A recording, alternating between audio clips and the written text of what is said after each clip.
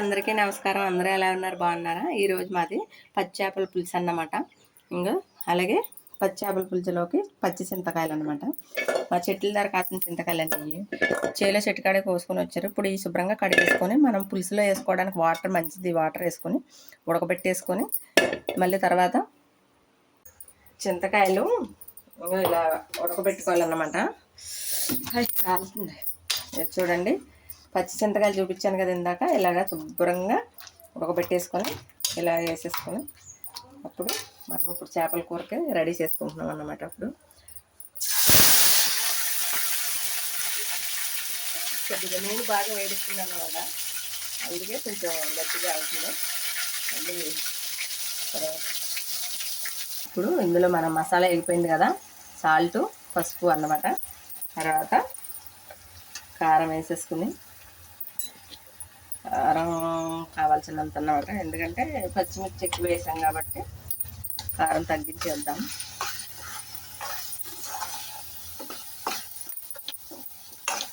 అంతా మసాలా వేగిపోయింది. కావాల్సినంత చింతపండు పులుసు వేసేసుకుందాం. చింతకాయలు పచ్చి చింతకాయలు అన్నమాట. చూడండి చాలా బాగుంటుంది పచ్చి చింతకాయల పులుసు, చక్కగా ఉంటుంది మరి టేస్టీగా. చేపల పులుసు మాత్రం మరిగిపోయి ఇప్పుడు చేప ముక్కలు వేసేసుకుందాం మనం. చింతకాయ పులుసు వావ్, గుమ్మగుమ్మలాడేస్తుంది చింతకాయ పులుసు. కార్తీక మాసంలో చింతకాయ పులుసు చేపల పులుసు తింటున్నారేటని అనుకోకండి, ఎందుకంటే నెల అంతా చేయట్లేదు. కార్తీక సోమవారం రోజు శుక్రవారాలు ఇలా చేస్తున్నాం తప్ప కానీ మొత్తం నెల మొత్తం చేస్తలేదు.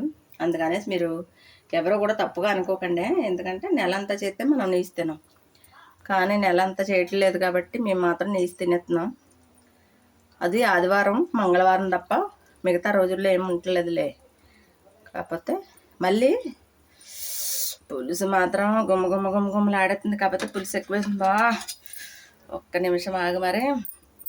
ఏడు చేపల పులుసు ఆడి గుమ్మలాడేస్తుంది పచ్చి చింతకాయలు చేపల పులుసు.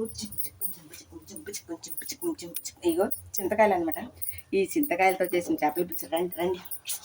ఇప్పుడు మాత్రం నేను భోజనం చేయనులే, ఎందుకంటే కొద్దిగా టేస్ట్ చూస్తాను.